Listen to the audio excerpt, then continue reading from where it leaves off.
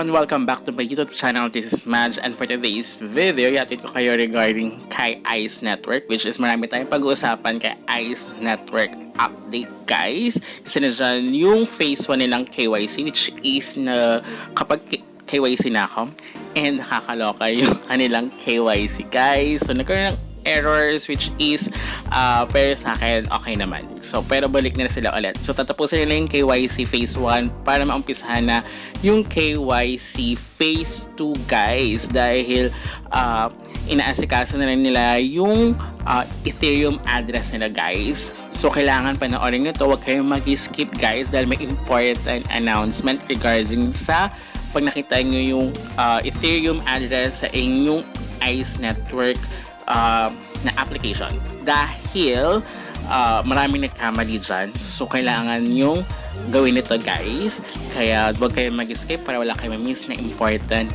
details.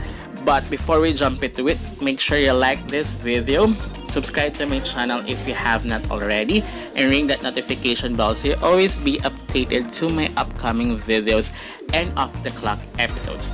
So now, before tayo magpunta sa KYC, guys, kailangan everyday is i-activate nyo, guys. So, yung kakalimutan, much better magkaroon kayo ng reminder dahil nag-having sila, guys. So, ang punteriya nila na release of their open mainnet is next year na, by October, guys. Kaya, kinatapos na nila yung dapat tapusin, like yung pagka-KYC, guys, and then, yun nga, yung pagkakaroon ng Ethereum wallet address. So dahil meron silang DK mechanism, mas malaki pa yung mawawala sa inyo kapag hindi nyo inactivate yan everyday. Sayang naman din yung pagmamay nyo kung hindi nyo siya i-activate everyday.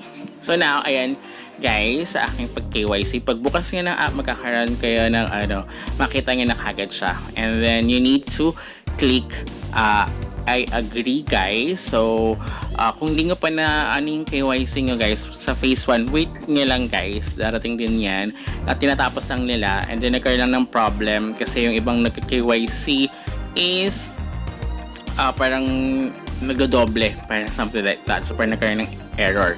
So dahil kakaiba kasi yung KYC nila, guys, hindi siya yung normal na KYC lang na pag you need to nod, you need to smile, something like that. So it's different KYC, different emotions yung kailangan yung ipakita.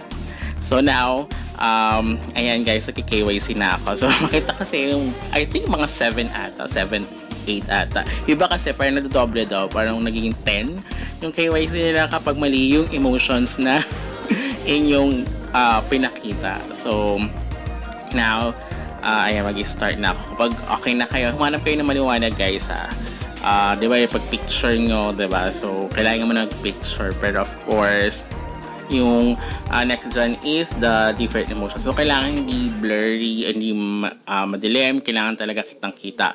Okay? Kasi kapag hindi papaulitin kayo, so ulit kayo, ulit kayo. So, kailangan pumesto na kayo sa magandang lights. Okay? So, ayun, neutral. O, diba? Sumunod, anger.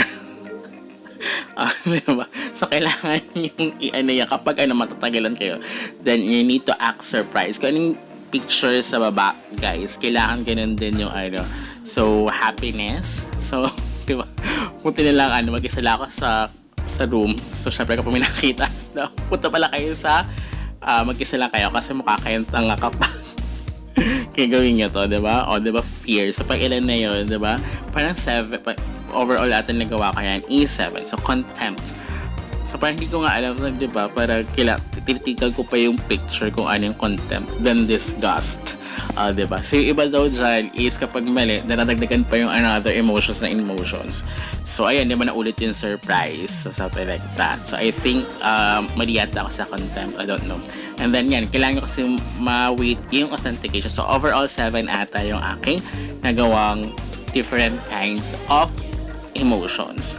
So ayan, isa sa mga And then next one, kailangan nyo muna, diba, before nyo gawin tong Ethereum address, makita nyo yan, guys, kahit hindi pa updated yung account nyo, kailangan nyo siyang kailangan i-update nyo muna yung app, guys, kasi kapag hindi nyo in-update yung app notes, nilagay nyo dyan, baka magkamali kayo guys. And of course, may take note dyan, after nyo update, pagka-click nyo yun, kailangan sundin nyo basahin nyo lagi yung description guys. So, ang sabi dyan is Trust Wallet or MetaMask wallet lang ang kailangan yung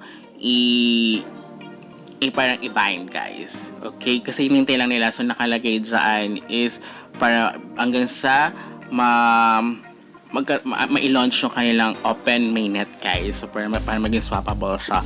So, talagang minamadali nila kasi nga next year by October yung kanilang release. So, sana naman maano si Pi Network kasi 'di ba this year lang din to nag-start si ICE Network and then now ang bilis 'di ba after KYC phase 2 then may Ethereum address na kailangan na i-input na guys 'di ba, and then yung una top 300 lang na parang they tried it kasi pabis lumalabas kahit di ka sa top 300 lumalabas na to yung wallet address.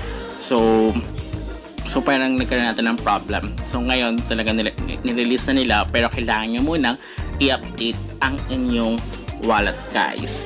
Okay, so kailangan wait nyo muna i-announce it before you do something dito kay ICE Network guys. Kapag may nakita kayong lumabas na panibagong feature, wait the announcement and the instructions. Okay guys, update ko lang kayo next time. Goodbye!